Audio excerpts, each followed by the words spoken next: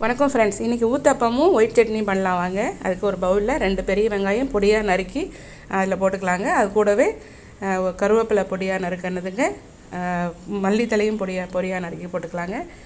பச்சை மிளகாய் ஒன்றும் பொடியாக நறுக்கி போட்டுக்கலாங்க. அது கூட கொஞ்சம் சால்ட்டு போட்டு இது நல்லா பிசைஞ்சு வச்சுக்கலாம் பாருங்கள்.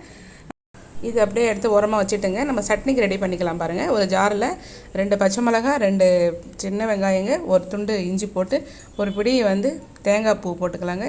உப்பு போட்டுட்டு அது கூடவே நம்ம உடச்சக்கல்லையும் ஒரு ஸ்பூன் போட்டு தண்ணி போட்டு அரைச்சி வச்சுக்கலாங்க. தோசைக்கல்லில் வச்சு காஞ்சதும் ஒரு கரண்டி மாவு விட்டுக்கலாங்க. அது கொஞ்சம் கனமாக தள்ளிக்கிட்டு அது மேலேயே நம்ம எண்ணெய் சுற்றி விட்டுட்டு நம்ம ஆல்ரெடி பிசைஞ்சு வச்சுருக்கோம் இல்லைங்களா வெங்காயம், அது மேலே அப்படியே தூவி விட்டு திருப்பி போட்டு இறக்கிடலாம் ஃப்ரெண்ட்ஸ். இப்போ சட்னிக்கு ஒரு ஸ்பூன் எண்ணெய் விட்டு கடுகு, உளுத்தம்பருப்பு, வரமிளகாய், கருவேப்பிலை போட்டு தாளித்து வச்சுக்கலாம் பாருங்கள். அதில் தோசையை சுட்டு தோசை கூட வச்சு சாப்பிட்டானா செம்மையாக இருக்கும் ஃப்ரெண்ட்ஸ். பிடிச்சிருந்தா லைக் பண்ணுங்கள், ஷேர் பண்ணுங்கள், சப்ஸ்கிரைப் பண்ணுங்கள் ஃப்ரெண்ட்ஸ்.